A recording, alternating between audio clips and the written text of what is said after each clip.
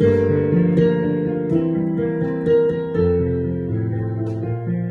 everyone again. Behind me here is what was the old Nazareth House orphanage in Portadown. And that was the final stop. The babies were here, only babies. There were no older children. This was just for babies. This was their final stop before they were finally adopted by their new parents. This was it behind me here. The house itself is, as you can see, very dilapidated now. It was built in 1820 and it was then called Mount Prospect and later was called Corcrane Villa here in Portadown. It was built by the Woodhouse family and they have gone down in the street directories as local grain and coal merchants. And then they sold it on in 1851 to the Shillington family and they have gone down as draper and linen manufacturer in the street directories. It was bought over in 1953 by the local Roman Catholic parish here, and they invited the Nazareth sisters to come here and operate this as a baby's home, an orphanage here in Portadown. And it was operating as that from 1953 until 1984, when the last child was adopted from here. It is now St. Francis Private Nursing Home.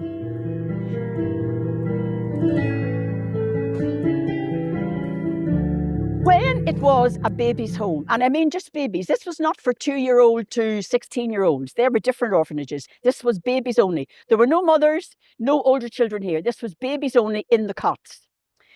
There were more than 1,000 of them passed through these walls. Some of those babies had been willingly handed over because their mothers just couldn't cope. They were desperate, they had nothing else they could do with them. Others were forced from their mothers and placed here. And they were sent here from Marianvale in Uri and from other mother and baby homes. This was their final stop before they were actually fostered out or adopted out from here. This wasn't the only Nazareth house in Northern Ireland or in Ireland. There was one in Fawnandary and there were also a couple in Belfast. And there were reports of 61 Nazareth sisters accused of violent behaviour, but none of those was ever convicted.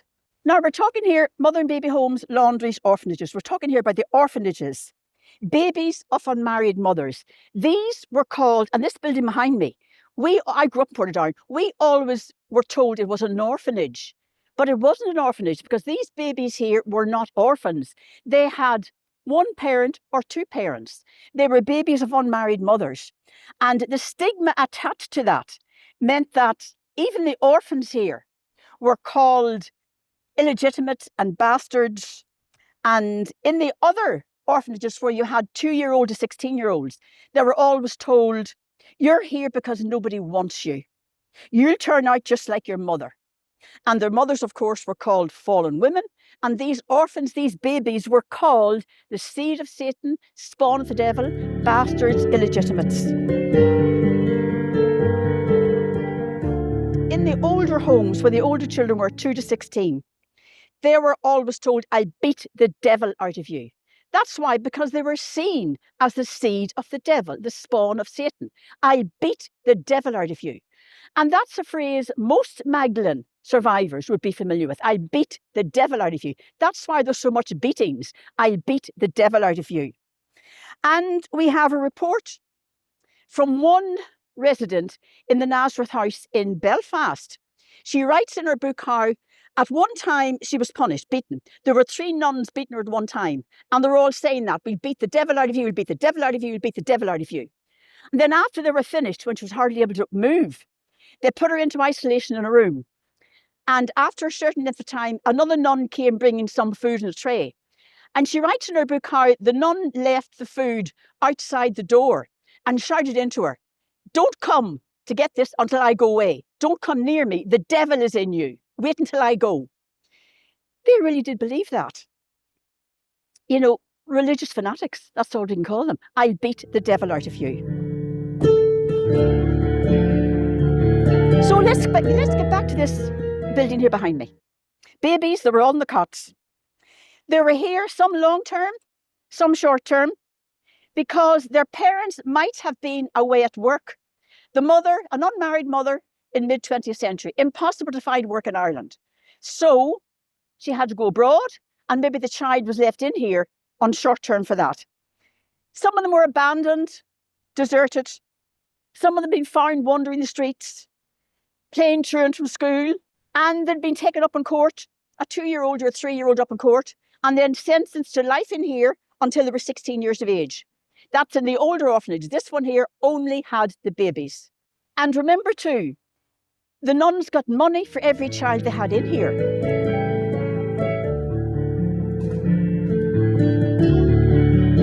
Now, there's another side to this. These places here, like this behind me, they did save a lot of lives because we have records of desperate young mothers suffocating and strangling their children at birth because they were so desperate that nothing else, they couldn't do anything else. So the fact that these buildings were here and were available for the babies certainly saved a lot of lives. You know, we hear about the Kerry baby on the beach. We hear about the Longford baby. We have records of babies being strangled, infanticide. And the babies here, many of them did have a good life with their adoptive parents. And in my teaching years, I came across quite a few children who had been adopted from here. And each and every one of them had a wonderful life with wonderful, caring, loving parents. And I know the last child, a little baby girl, adopted from here. She was a lovely child and she was adopted by loving, caring parents, and I know them. And that child just had a lovely, lovely life. So it wasn't all bad news. You know, we often wonder, if these homes had not been here for them, what kind of life would those children have experienced with the stigma and shame attached to them from being the devil's spawn, seed of Satan? So, abuse against children. When we think of these Magdalene institutions, including the orphanages, that's what we think of.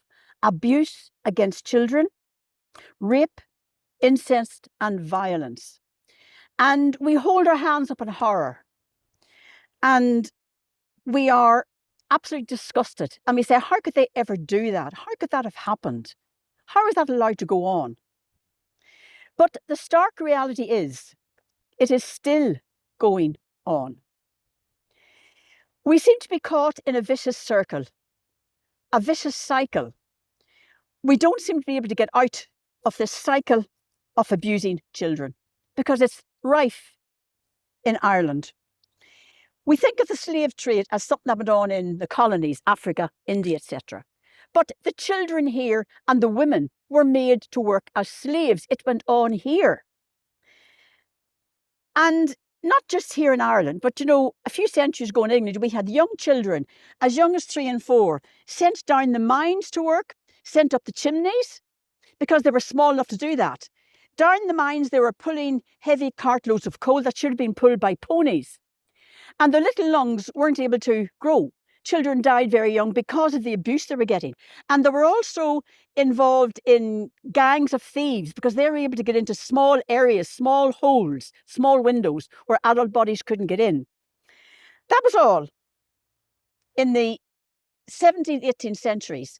And then here in Ireland, we had the awful hiring fairs in the 19th century. Hiring fairs all over the country, where young children were hired out to farms and to houses to work. And again, they were raped, they were sexually abused, they were violently treated, and they weren't paid. If they were paid, very, very little. It went on here. And in the 20th century, the same thing with the Magdalene institutions. The religious orders, the Christian Brothers, the state institutions. Children were hired out from there.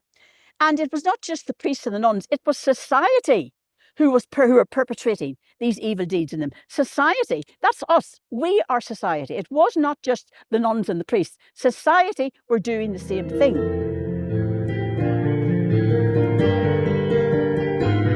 And now, in the 21st century, it is still going on. Let me repeat that. It is still going on in this, the 21st century.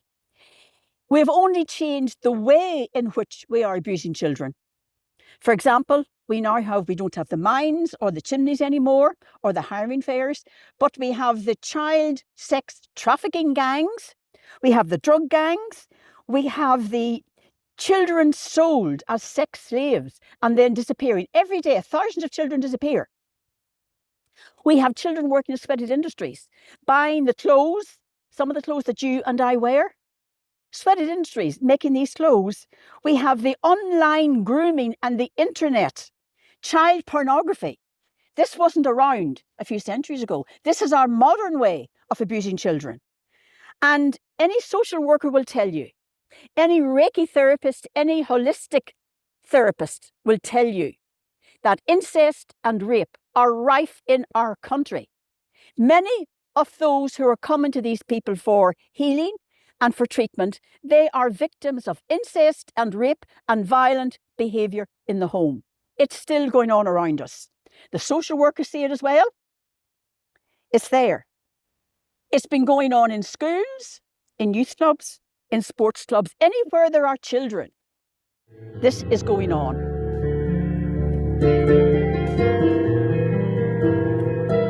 So it could be going on in your home. Incest or rape could be happening in your home.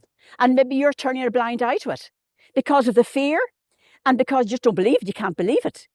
And if your child is telling you something, then you should listen to them, because these people who are grooming children are very, very clever. They're very cunning. They can cover their tracks. They can charm the children. They promise them sweets, they promise them everything, and then they threaten them that if they speak, they will be punished. Mommy and daddy will be angry. So they're very clever. They're covering their tracks. We have got to listen to children when they speak to us and tell us these things. We've got to waken up here. And we've got to call this out for what it is, because by staying quiet on it, we are as guilty and as bad as the perpetrators. The same way as in the Magdalene homes. People kept quiet. That's the biggest problem. Just last night, 2 nights ago, ITV News, a 10-minute feature right in the middle of the news, talking about crimes against women and young girls.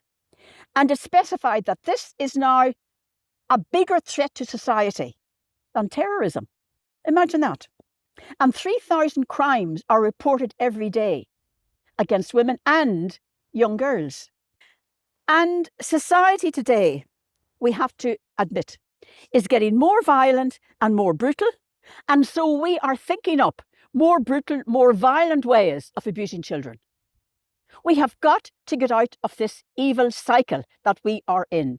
We have got to call it out. We have got to report it and follow up on our report. Make sure something is done about it. It's not just swept under the carpet, as that's what's been going on. You've got to report it and you've got to follow up and make sure something has been done about it. That's your responsibility. And this orphanage behind me here, this was only for babies. There wouldn't have been any violence going on here because these babies were going out for adoption, and it was the other orphanages, the ones that housed the 2-year-olds to 16-year-olds. That's where you got a lot of the abuse and the violence and the rape. It was going on, especially when they were hired out to the local community. And as I said before, it's not just the priests and the nuns, it is society. We've got to call this out and we've got to stop it. So thank you for watching, and until we meet again, in whatever circumstances, namaste.